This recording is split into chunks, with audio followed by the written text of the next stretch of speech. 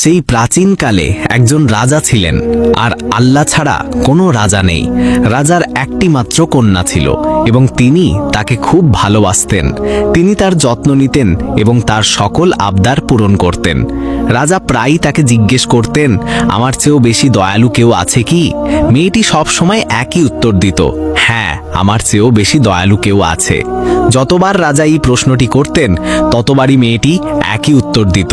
এতে রাজা খুব রেগে গেলেন এবং শপথ করলেন যে তিনি তার মেয়েকে একজন ভিক্ষুকের সাথে বিয়ে দেবেন।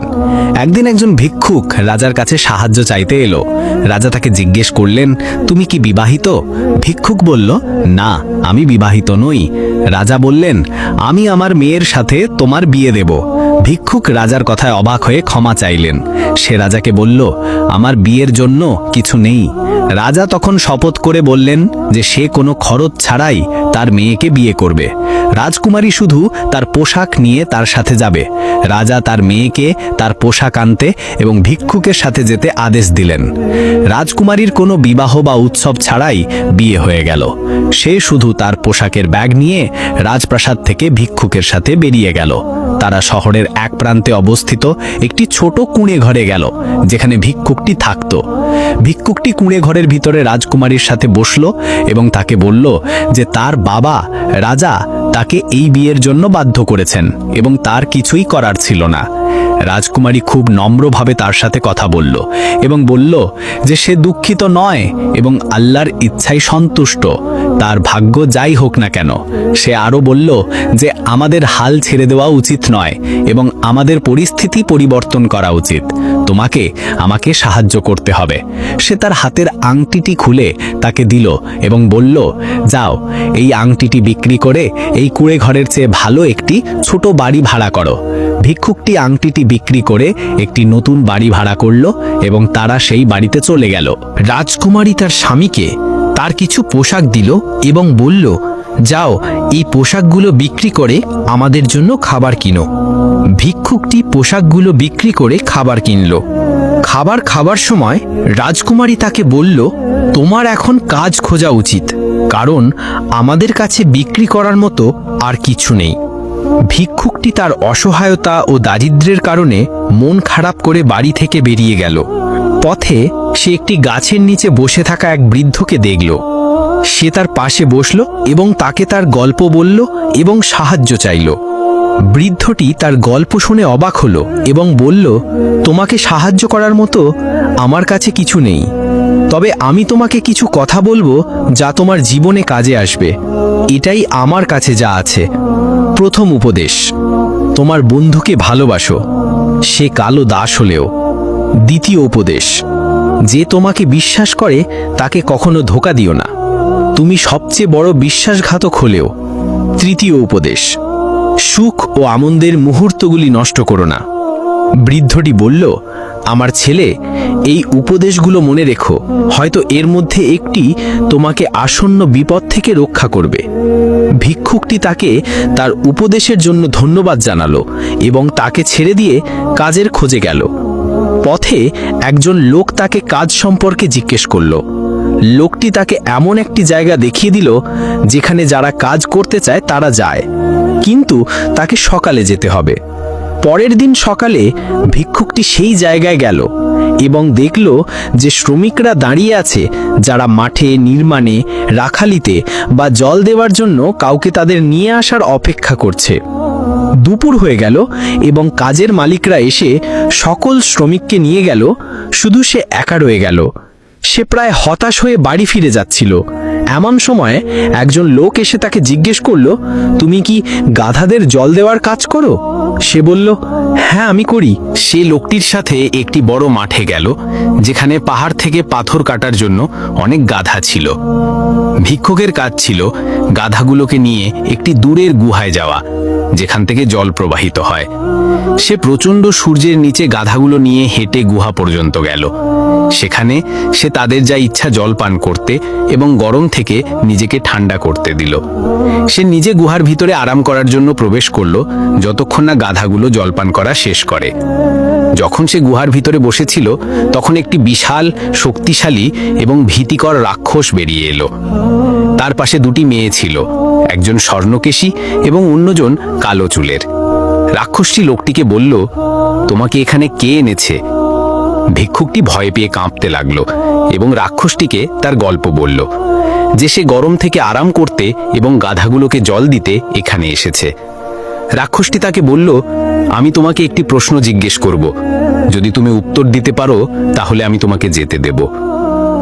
রাক্ষসটি বলল, কোন মেয়েটি বেশি সুন্দর, স্বর্ণকেশী না কালো চুলের?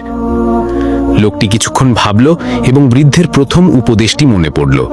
সে রাক্ষসটিকে বলল, তোমার বন্ধুকে ভালোবাসো, সে কালো দাস হলেও। রাক্ষসটি লোকটির কথায় হাসল এবং তার উত্তরে খুশি হয়ে বলল, ভালো উত্তর দিয়েছ। যদি তুমি স্বর্ণকেশী বলতে তাহলে আমি তোমার মাথা কেটে ফেলতাম। রাক্ষসটি একটি টাকার ব্যাগ বের করে লোকটিকে দিল এবং বলল, এখন যাও। ভিক্ষুকটি দ্রুত বেরিয়ে এলো, গাধাগুলো নিয়ে তাদের মালিকের কাছে ফিরে গেল এবং কোনো মজুরি না নিয়েই চলে গেল। সে দ্রুত তার স্ত্রীর কাছে গেল এবং তাকে টাকার ব্যাগটি দিল। তার স্ত্রী টাকা দেখে খুশি হলো এবং তাকে জিজ্ঞেস করলো সেটা কোথা থেকে পেল। সে তাকে রাক্ষসের গল্পটি বলল। তার স্ত্রী গল্পটি শুনে অবাক হলো এবং তাকে বলল, ওই জায়গায় আর যেও না, ওই জায়গায় জিনরা থাকে, অন্য কোথাও কাজ খোঁজো। পরের দিন সকালে লোকটি অন্য কাজ খুঁজতে বেরিয়ে পড়ল। সে অপেক্ষা করলো যতক্ষণ না একজন লোক তার কাছে এসে বলল, আমি চাই তুমি আমার শ্রমিকদের তত্ত্বাবধায়ক হিসেবে কাজ করো। লোকটি খুশি হলো এবং তার সাথে গেল। লোকটি মাঠে শ্রমিকদের তত্ত্বাবধান করা শুরু করলো এবং তাদের যা প্রয়োজন তা তাদের জন্য নিয়ে আসতো। সপ্তাহের শেষে সে মালিকের কাছ থেকে টাকা নিত এবং শ্রমিকদের মধ্যে বিতরণ করত। তবে তাকে বেশিরভাগ দিন মালিকের বাড়িতে থাকতে হতো, যাতে সে সকালে উঠে শ্রমিকদের তত্ত্বাবধান করতে পারে। মালিক তার উপর আস্থা রাখল এবং তাকে তার ছেলের মতো মনে করতে লাগলো। লোকটির স্ত্রী তার যত্ন নিত এবং তাকে খাবার দিত এবং সে তাকে সবসময় আমার বোন বলে ডাকত। একদিন মালিক তাকে বলল যে তাকে কয়েকদিনের জন্য ভ্রমণ করতে হবে এবং তাকে শ্রমিকদের তত্ত্বাবধান করার এবং পুরো দায়িত্ব নেওয়ার দায়িত্ব দিল। সে তার স্ত্রীকে তার যত্ন নিতে বলল এবং তাকে বাজার থেকে তার স্ত্রীর জন্য যা প্রয়োজন তা নিয়ে আসতে বলল। সে তাকে তার বাড়িতে থাকতে বলল, যাতে সে তাজের কাছাকাছি থাকতে পারে। দিন কেটে গেল এবং ভিক্ষুকটি সেই লোকটির বাড়িতে তার কাজ সম্পূর্ণ নিষ্ঠা ও সততার সাথে করল। সে কাজের তত্ত্বাবধান করত, শ্রমিকদের দেখাশোনা করত এবং লোকটির স্ত্রীর জন্য তার প্রয়োজনীয় সকল জিনিস বাজার থেকে নিয়ে আসত। একদিন তার কাজ শেষ হবার পর সে ক্লান্তি থেকে আরাম করার জন্য তার ঘরে গিয়ে বসল। সে লোকটির স্ত্রীর চিৎকার শুনতে পেল। সে দ্রুত তার দিকে গেল। সে বলল, একটি সাপ বাড়ির চারপাশে ঘুরছে এবং আমি খুব ভয় পাচ্ছি। ভিক্ষুকটি দ্রুত একটি লাঠি নিল এবং সাপটি খুঁজতে লাগলো যতক্ষণ না সে এটিকে খুঁজে পেল এবং মেরে ফেলল।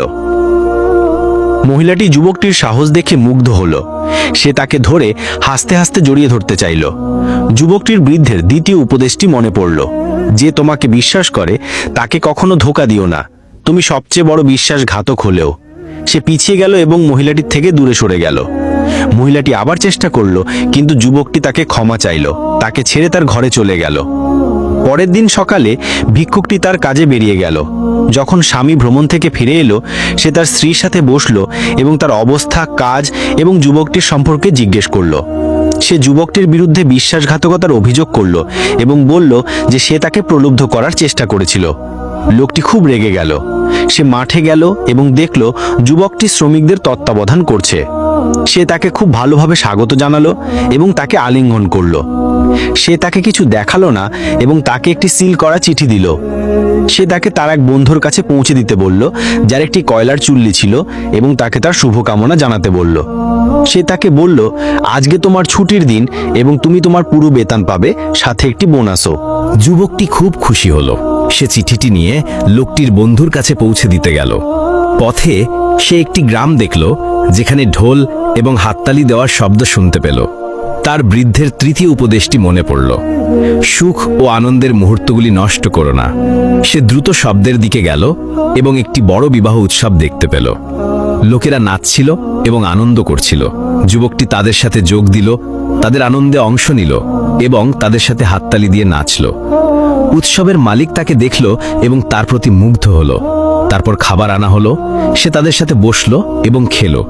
তারপর সে উৎসবের মালিকের কাছে চলে যাওয়ার অনুমতি চাইল।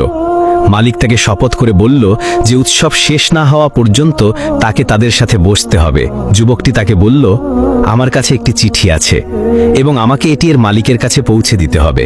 উৎসবের মালিক তাকে বলল, চিন্তা করো না, এটি আমার কাছে রেখে যাও, আমি আমার একজন লোকের মাধ্যমে এটি পাঠিয়ে দেব। ভিক্ষুকটি রাজি হলো এবং তাদের সাথে রাত কাটালো যতক্ষণ না উৎসব শেষ হলো। সকালে সে তার কাজে গেল এবং তার জন্য কি অপেক্ষা করছে তা জানত না। কাজের মালিক তাকে দেখল এবং অবাক হলো। সে তার কাছে গেল এবং তাকে জিজ্ঞেস করল, তুমি কি চিঠিটি তার মালিকের কাছে পৌঁছে দিয়েছ? ভিক্ষুকটি তাকে যা ঘটেছিল তা বলল। কাজের মালিক অবাক হলো এবং জানতে পারল যে যুবকটি নির্দোষ।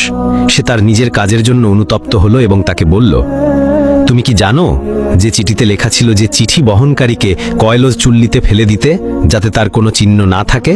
আমি এখন তোমার নির্দোষতা এবং আমার স্ত্রীর খারাপ উদ্দেশ্য সম্পর্কে নিশ্চিত হয়েছি।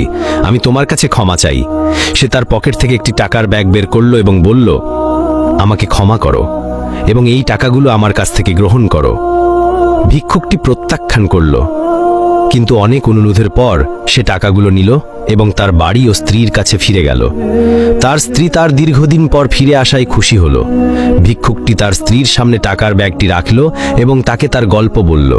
তার স্ত্রী তাকে বলল, এখন আমাদের কাছে অনেক টাকা আছে, আমি তোমাকে একটি দোকান কিনে ব্যবসা শুরু করার পরামর্শ দিচ্ছি। আজ থেকে তুমি আর কারোর জন্য কাজ করবে না, তোমার নিজের কাজ হবে। ভিক্ষুকটি একটি দোকান খুলল এবং ব্যবসা শুরু করল। আল্লাহ তাকে কাজে সাফল্য দিলেন এবং তার সম্পদ বৃদ্ধি পেল এবং সে শহরের বড় ব্যবসায়ীদের একজন হয়ে উঠল। তার স্ত্রী তাকে তার বাবা রাজার প্রাসাদের সামনে একটি প্রাসাদ তৈরি করার পরামর্শ দিল।